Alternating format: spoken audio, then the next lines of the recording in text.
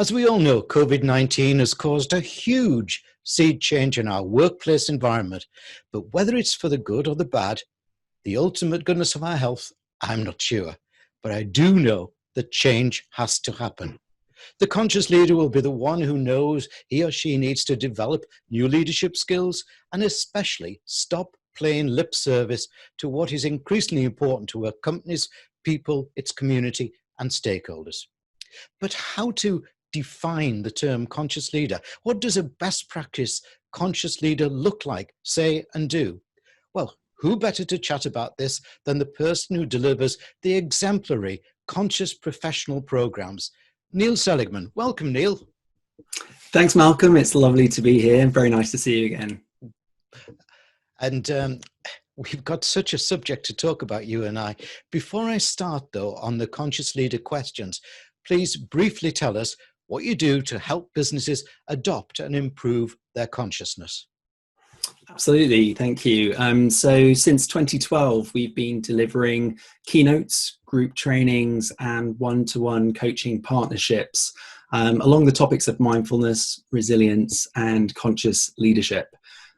So working with companies at lots of different levels, all the way from one-to-one to big events to inspire this new wave really of consciousness within business, the educational aspect of it, but then the nitty-gritty of the one-to-one stuff, and really working through the roadblocks that come up and helping people to step into these models, take ownership of these new models, make them their own, and in a way that makes sense for their business. Wow. I said in my opening piece that the term conscious leader needs to be defined. What's your expert opinion on such a definition? So a conscious leader is aware, awake, and connected as they rise to the challenges of the day. And in my book on conscious leadership, the first line was, conscious leadership is the journey out of fear. And so one of the biggest things that we seek to do in our work is to help people navigate from fear consciousness to an open-hearted, open-minded, creative consciousness, which is easier said than done, but that is the work. So it's really the idea, the old idea of as within, so without. We're asking leaders not just to exhibit outer excellence, but also to have that match with their inner excellence. Here at BizVision, we're committed to the conscious agenda, and we've been so for many years through our compliance work. But to many people, it's new, and many may think it's a fad that's emerged from COVID. What do you say to them? I would say to them, people used to say that about mindfulness to me. So when I started with mindfulness I've been practicing mindfulness for over 20 years, but in 2012, I started bringing it to the business community. People didn't know what it was, they didn't want it, but within a few years, it started to become more and more central to what we're looking at, which is this kind of global revolution in consciousness. And so the conscious model, the language we use around this new leadership style, maybe that will change over time. Maybe all leadership will be so conscious we won't need to point to that bit of it and say that's the bit we're working on right now. But I think for now, it's something which we're evolving into. We can look through how well-being has really started to inform business over many years. The 50s, the gym started to go mainstream. Then it was yoga. Now it's meditation. Really, this is following and describing the rise in consciousness that humanity is going through. And so if we're not paying attention to that aspect, we're really missing a trick, because it's not just our businesses that are at stake. It's really the whole way in which our world operates. And the challenge of the day is really for us to start coming up with more harmonic solutions, so that our businesses can live as friendly neighbors in an ecosystem of life and growth, but without the fear which tends to lead us to compete unnecessarily in unnecessary ways, to work through scarcity consciousness, rather abundance consciousness, and all of these things which actually have a very real practical impact. And so it's that shift that we're really looking to support, and one which is happening, whatever words we use, It's happening. It's the world of emotional intelligence, which we've been talking about since the 80s. It's the next step. So yes, it's just language. Maybe it will change, but no, it's not a fad. This is where we are. Yes, I totally agree with you. And thanks for a brilliant explanation there. Now, tell me about the programs you have at the Conscious Professional. Who are they aimed at and how do they work? Yeah, so like I alluded to before, so we started with our mindfulness program and nobody wanted it. I started then shifting my focus towards professional resilience and just having a little bit of mindfulness in there. And what started happening was we realized that mindfulness was the thing that people called us back for. And then our professional resilience program grew from that. So we bring a mindful approach to not just learning the skills of mindfulness, which are becoming more central and more widespread and better supported now, but thinking about how can we bring mindfulness to support people having challenging conversations, dealing with difficult management situations. You know, the conversations around mindfulness are interesting to me, but I was always interested in the next step, where it would lead us as we become more mindful, what becomes possible in what we can create, how we can work together. So our programs, you know, we've got a modular professional resilience course, which takes in widespread things from digital well-being, personal well-being, emotional intelligence, navigating change and uncertainty. So the program has grown as the needs of our clients have really revealed themselves to us. And that's really part of the joy of this work, is that the underlying principles really can inform a lot of what we do. And I think the world's hungry for new solutions. And this is one way we can connect some dots for people. Brilliant. And I love the way that you're evolving to the client's needs.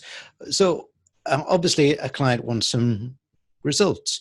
What are the tangible and measurable benefits a firm can gain from embedding your programs at the Conscious Professional? Yeah, well, I think there's the more measurable things are things like retention, sick rates, less problems in a sort of management context. The more immeasurable things are the things that people tell me after trainings or when I go back after a longer program. And it's about the conversations that become possible as a result of the slight shift in culture that arises when we break the ice in the right way on the language that's needed to reveal aspects of our vulnerability, which we find really difficult at work. That whole idea of taking off the armor and being more of our full selves at work is something that I really stand for and is very important and central in what we're doing. But it's the little whispers that I hear that really inspire me. And, you know, the emails you get of shifts that, you know, people taking responsibility of their health. Maybe they've been in denial for a long time, and something that you said, something that came up in the training inspired them to take the next step. And, you know, I've been in tears from some of the responses I've had over the years. So it is a tricky thing to find measurable outcomes. But I think as we emerge into this new aspect of our work around conscious leadership and partnering with businesses to future-proof their business models, it'll be about, well, which businesses are still here in 5, 10, 15, 20 years' time, and which fell by the wayside. And I think it'll be the conscious businesses that do well here, because they're listening. They're listening, they're adapting, and they're open to the changes that are needed. Yes, totally agree with you. But it sounds also that your work is very fulfilling. I know this sounds a layman's question, but stress and mental health are, thank goodness, now being talked about openly without stigma. How should a conscious company go about recognizing which of its people need some extra help without the company appearing to be uncaring? It's a good question, Malcolm. And I think the thing that I would say is, when we're looking for people to self-identify as having the need to seek help in the realm of stress, well-being, the things that are going on in their lives that they're struggling with, that's challenging for most people. There's a bit of a barrier of how do I actually navigate opening up my weakness to a firm that maybe there's a competitive environment. Am I going to get looked over? Am I going to be singled out?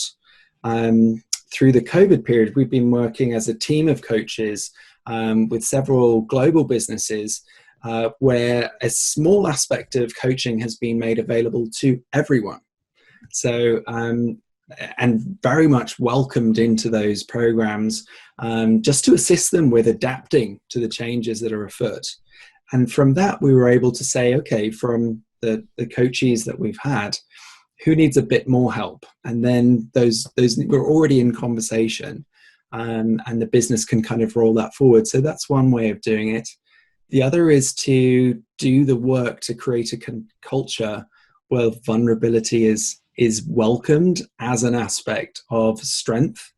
Most professionals are looking at their careers as a sort of 30 to 50 year marathon. Any professional athlete who is looking at that sort of length of career would be investing heavily in their well-being team, and all of the surrounding that would go into that would be absolutely central to who they are, what they do, their productivity, their output, their results. And we need to welcome a bit more of that idea into how we approach work. Excellent. Neil, every guest on BBTV gets 3 wishes. So if I gave you 3 wishes for how the conscious agenda should be adopted by companies, what would your 3 wishes be?